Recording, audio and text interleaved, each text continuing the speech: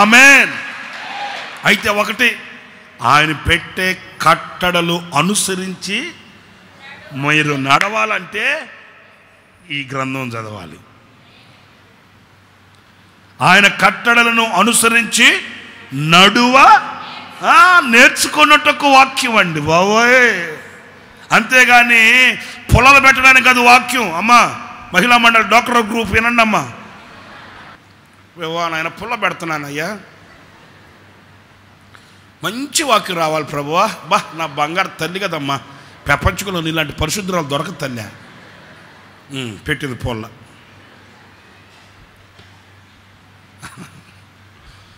ఆ పుల్ల పెట్టిన దగ్గర ఇశ్రాయేలీయులారా మీరున్న సమాధులు తెరుస్తాను. సమాధులతో వద్దు ప్రభువా, వద్దయ్యా వద్దవా ప్రభా, ఇంకొక పుల్ల పెడతానయ్యా. పెట్టు, ఇంకొక పుల్ల పెట్టు.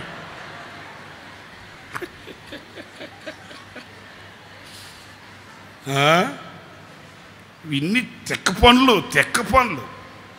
పుల్ల పెట్టడానికి కాదు వాక్యం. వాక్యాలన్నీ పేపర్లో రాసి చుట్టుకు కట్టి, అయ్యా పెద్దోడా నువ్వు ఒకటి లాగు. ఏంటి లాగేది తిక్కలదానా? వాడొచ్చి ఒకటి లాగితే లాక్కోవడానికి వాక్యం. ఆట కొరకు కాదు, ఆయన కట్టడలను అనుసరించి నడువ నేర్చుకొనుటకు. స్తోత్రం కలుగునుగాక. హల్లెలూయా. ఆయన న్యాయ విధులను నువ్వు అనుసరించి నడవాలి, ఆయన కట్టడలను అనుసరించి నడవాలి. అలాంటి స్టామినా, అలాంటి కృప, అలాంటి ఉన్నతమైన విశాలమైన హృదయం నీకు కావాలంటే నీ బ్రతుకు దినములన్నిట నీ పిల్లలు ఆయన ఆజ్ఞల మార్గంలో నడవాలనుకుంటే, నీ పిల్లలకు ఉదయాన్నే లెగగానే పుస్తకాలు కట్ట ఇచ్చి చదువురా చదువురాని మొద్దోడా చదువు, పుస్తకాలు కట్ట కాదు. ఉదయాన్నే లెగగానే నీ బిడ్డకి జీవగ్రంథం చేతికిచ్చి చదవడం నేర్పించు. Praise the Lord. హల్లెలూయా. నీవు నిద్ర లెగగానే పక్కనున్న బైబిల్ తీసుకొని నిద్ర లెగగానే కళ్ళు తెరవగానే దేవుని వాక్యం చదివే అలవాటు నీకుంటే నీ బిడ్డ కూడా నిద్ర లెగగానే బైబిల్ తీసుకుంటాడు. నువ్వు నిద్ర లెగగానే అగ్గి పెట్టే సిగరెట్ ప్యాక్ ఎక్కడుందని ఎదుగుతుంటావు పాశుమోహమా. ఇంకా నీ బిడ్డ ఏం వెతకతాడేంటి? నీ ఇంట్లో దేవుని వాక్యం ఎలా ఉంటుంది? దేవుని కట్టడలు నువ్వు ఎలా నెరవేర్చగలుగుతావు? ఆయన న్యాయ విధులలో కట్టడలలో ఉన్న ఆశీర్వాదం నీకు ఎలా కలుగుతుంది? అదిగో అందుకు దేవుని వాక్యాన్ని మన బ్రతుకు దినములన్నిట చదవాలంట. ఆమేన్. నా దగ్గరికి బొడ్డు సండే స్కూల్ అబ్బాయిని మాకు విజయవాడలో వాళ్ళు గుణదల్లో ఉంటారండి. నేను అట్లా అంటున్నాను అనుకోవద్దు.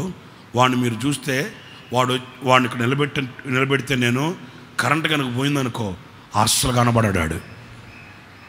మహిమా వస్త్రాలు వాడు, అంత కర్రోడు నల్లగా ఉంటాడు. మా మందిరికి వస్తాడు, విజయవాడలో గుణదల్లో ఉంటాడు, పొట్టోడు. వాళ్ళ అమ్మగారు నా దగ్గరకు తీసుకొని వచ్చి ప్రార్థన చేయించింది, పుట్టినరోజు అని చెప్పి.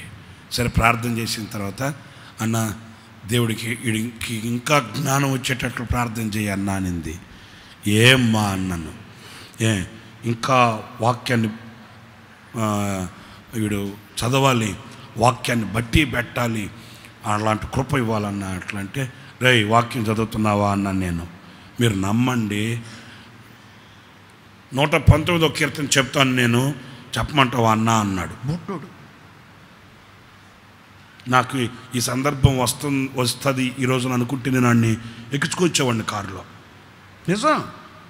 నిలబడి వాడు ధైర్యంగా 119వ కీర్తన చెప్పమంటావా అన్నా అన్నాడు. నేను సరదాగా చెప్పరా అన్నాను. మీరు నమ్మండి నా మాట, టక్కుమని కళ్ళు మూసాడండి. 119వ కీర్తన మొత్తం నీళ్లు తాగినట్టు చదివేశాడండి. అంటే నేను నిజం చెప్తున్నాను, ఒక సావుకుని కానీ సిగ్గుపడ్డానండి. నాకెంత మెమరీ పవర్ లేదే అట్లా అని చెప్పి 119వ కీర్తన స్టార్ట్ చేశాడు. ఎక్కడ ఆగినట్లుగా కానీ తడబడ్డట్టుగా నథింగ్, మాత్రం చదివేసి కళ్ళు చేశాడు. నేను నిజంగా నా కళ్ళెమ్మటి నీళ్ళు వచ్చాయి. ఆశ్చర్యపడ్డానండి. నేను ఆమె నన్ను ఆ సహోదరుని అడిగాను, ఎన్ని రోజులు బట్టి పెట్టడమ్మా ఈడు అట్లా అని చెప్పి ఆమె చెప్పింది, అన్న వాక్యాన్ని బట్టి ఒక రోజుకి ఇంచుమించు 4-5 వచనాలు బట్టి పెట్టాల్సింది నా బిడ్డ. చదవడం కాదు, అబ్బా అబ్బా అట్లా కాదు, 3-4 వచనాలు ఆ రోజంతా వాడి నోట్లో అదే ఉంటుందన్నా. ఎందుకంటే ఉదయం చదవాలి, చదివింది మరలా జ్ఞాపకం చేసుకోవాలి, సాయంకాలం కుటుంబ ప్రార్థనలో వాడు నాకు అప్పచెప్పాలి. ఆ రోజంతా వాడికి అదే టెన్షను. ఏం టెన్షను? వాక్యం అప్పచెప్పాలి. ఏమండి, అట్లాంటి బ్రతుకుల్ని దేవుడు వెలిగిస్తాడంటే వెలిగించడా? అది దేవుని వాక్యాన్ని అలా నేర్చుకోవాలంట.